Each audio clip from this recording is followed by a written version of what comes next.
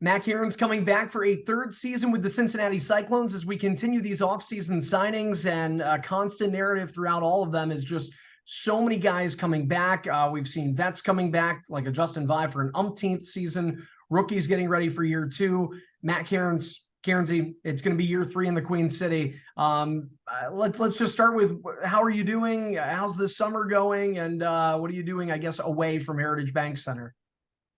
Yeah, doing great, Monster. It's good to see your face again. And summer's it feels like it's going by way too fast, but there's obviously if it's going by too fast, and the season's going to start up pretty quickly. Just the normal summer, training, skating, and a little bit of work here and there, but just gearing up for the season, and I'm really excited to be back. It's funny. I'll immediately segue. So, just because I was looking at some of your stats and just thinking information right over the last 2 years. I know when I started in Cincinnati, it was your rookie year, so we've been together now for a couple of seasons. And man, you talk about time flying in the summer. I know I'm putting the cart before the horse here, but if healthy, by the end of this season, you're going to be closing in on 200 games. And Kierno, I think of the guys that come in every year around February and March that are coming out of college, just trying to get a sniff in the pro game. Is it crazy to think of how fast time can go by? That, I mean, in all likelihood, you might see it with a defenseman. And at some point in February or March, there's going to be a D coming in playing his first ECHL game. And there you are, all of a sudden, an elder statesman of nearly 200 games. It just feels like you snap your fingers and in the blink of an eye, it goes. Yeah, it's gone by so fast. It's funny you even mentioned 200 games, and I was even injured for a little bit last year. I think even could have been more, but it goes by so fast, especially with being in the same place for a long time, being with the same guys, and having fun and enjoying it. That's why it goes by so fast. And I'm not really looking to stop that anytime soon. So let's get some more games under the belt.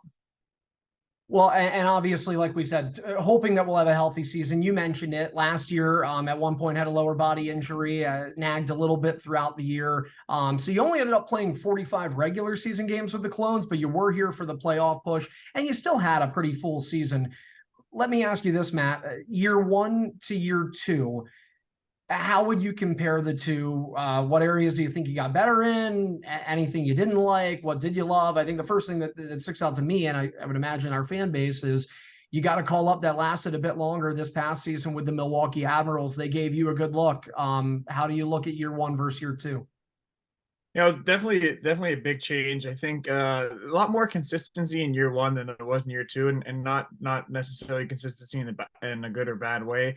It just like was in Cincinnati for a longer time, and kind of like a lot of the same type of games and same type of weeks. And last year there was a lot of ups and downs with obviously like with the injury we talked about, and getting a call up, which was great, and a really good opportunity, which I was very happy with Milwaukee.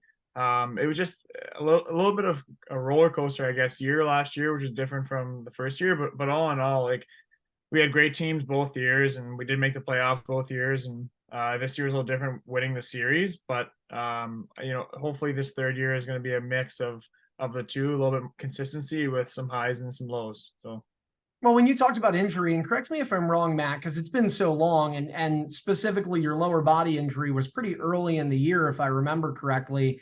And if memory serves me right, that was like the first time you had an injury of any kind that kind of kept you out for a few weeks in your career. And we're talking about a kid who's, former NHL draft pick. You played, Division I college. You played major junior. What am I right about that? I mean, how different was that this year compared to really your whole life playing hockey?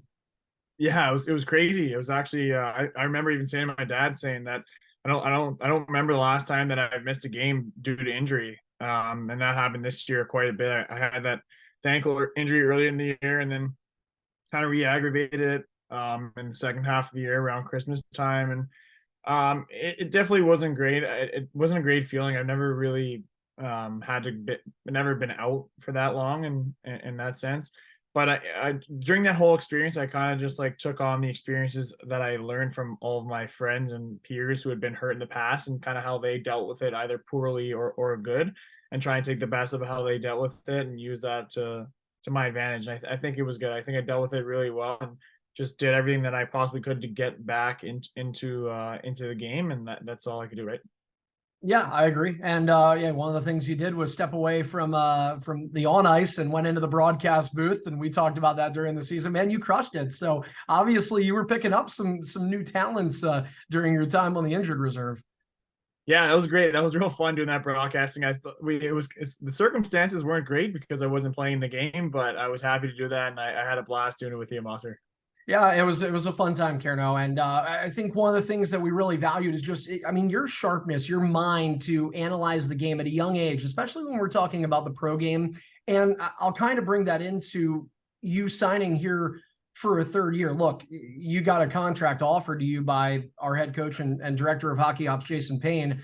Clearly shows he likes you. He sees something in you that he wants to keep seeing in Cincinnati, but it's mutual, right? You're the one putting pen to paper and deciding to sign that contract. So I know you've already cited one of the things and reasons why it's gone by so quick is because you keep seeing Louis Caparuso, Justin Vive, other returnees. But aside from that, Matt, what is it for you that makes sense to keep signing with the Cyclones and developing here?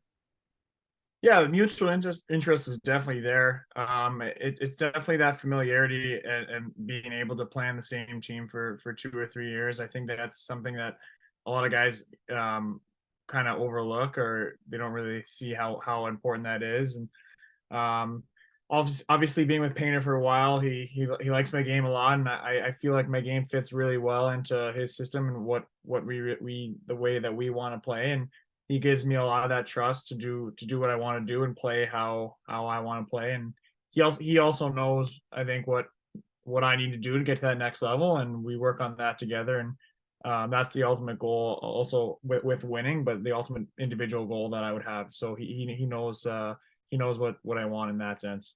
Hey, you mentioned consistency earlier, and I'll take one of the last words you just said, which is winning. That was something we saw a lot this past year. You talked about consistencies earlier in mentioning that it doesn't necessarily mean good consistencies or bad consistencies, inconsistencies, whatever you will with that word. But something that was steady for the 22-23 Cyclones was winning. And whether you were on the ice in Milwaukee, I still remember, when the team was out in Utah, we were wrapping up that what ended up being a 21 game point streak. Unfortunately, you were not there with us, but one thing that was so cool was you and any other guy that got called up to the AHL this past year was still following along. I mean, they were in our team chat. You were one of the guys that was saying, all right, boys, let's freaking go. I'll PG that, let's go. And you were one of the guys that, when you weren't on the ice, you were being the biggest fan of the Cyclones. I mean, that was different, right? You talk about roller coasters, man. And we both lived through it in year one here. It felt like it was up, down, and it never really stopped. One day you're finishing a 4-game win streak, and a week later you're on a 4-game losing skid. That did not happen last season. You're obviously hoping for more of that going into year 3, but tell me what it was like to just be in a locker room that had to feel infectious when it came to just joy and happiness every night when you're coming back, and it feels like you're always celebrating 2 points.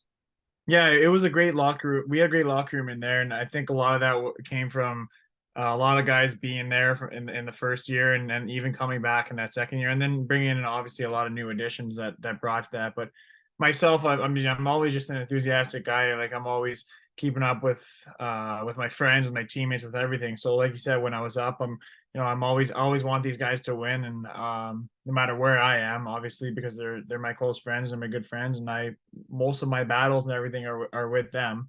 But it just helps when you have the culture that we did around the room that comes back from year to year to year. And it's easy to have that. When you look at last year, we talked about winning a playoff series, winning a regular season division title.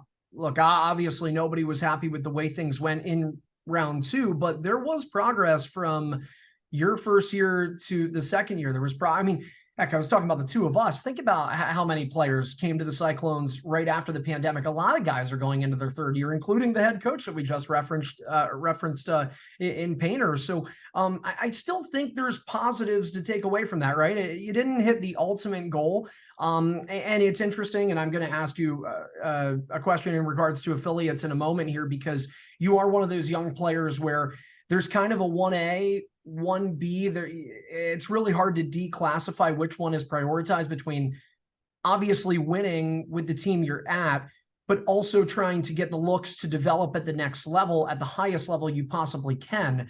But nonetheless, at least here, your ECHL run, the Cyclones over the last 2 years, there was a step forward. And I believe there's a foundation to be built off of that you can come into this October and say, hey, why not go further? Yeah, for sure. We took that step last year and winning that playoff series, and that was a crazy playoff series. It was a big grind and something that we're going to learn from for sure.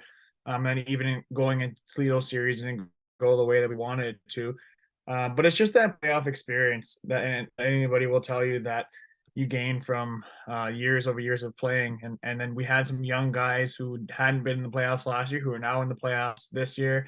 And then it just keeps compounding and compounding to guys who've played so many playoff games. And I think like my philosophy has always been with the other side of that is that winning and development go hand in hand. The more you're going to win, the more the teams are going to watch those teams that win, and they're going to have the better players, so they're going to be able to advance to the next level. And if you're one of those last 4 teams playing in the ECHL at the end of the year, the chances are that those teams in the American League are going to be watching those games, and they're going to want the best players from those teams. So they go hand in hand.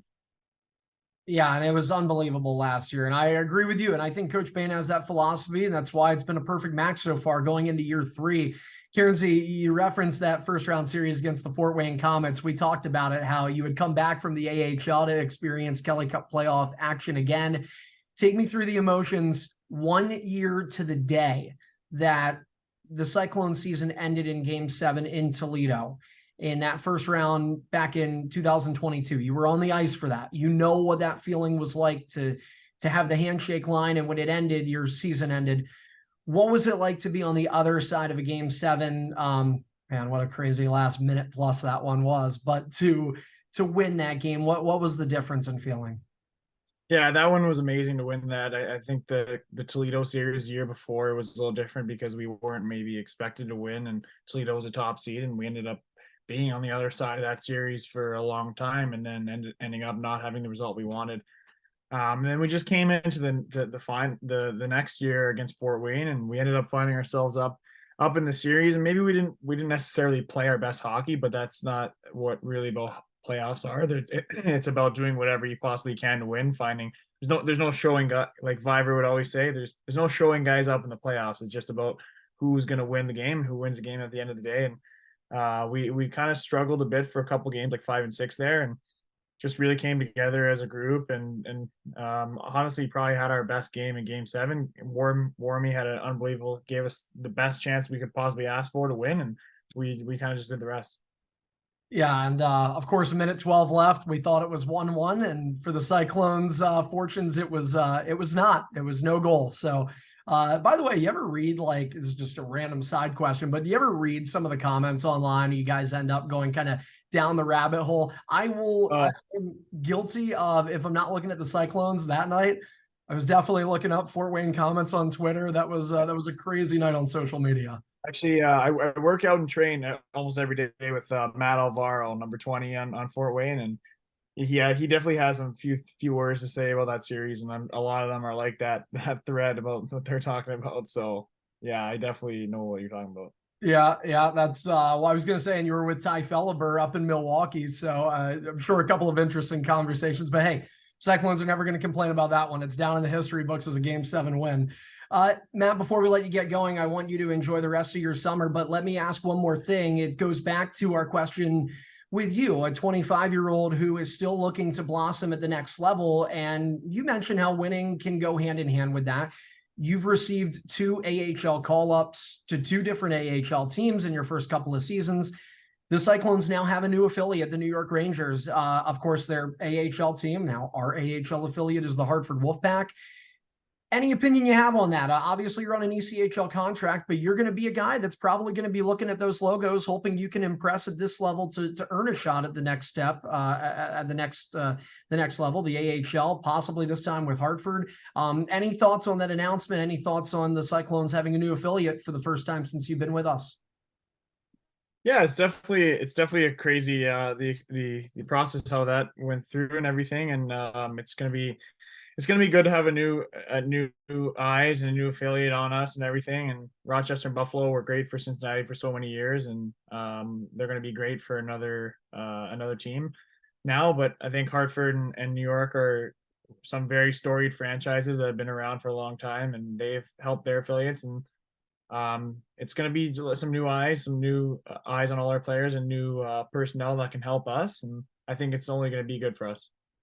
Yeah, and there's going to be a lot of eyes on a lot of Cyclones if it's anything like last season. And so far, it looks like it's going to be another returnee here for the 23-24 season. Matt Cairns signing back with the Cincinnati Cyclones.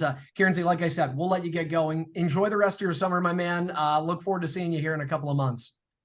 Thanks, Monster. We'll look forward to seeing you too.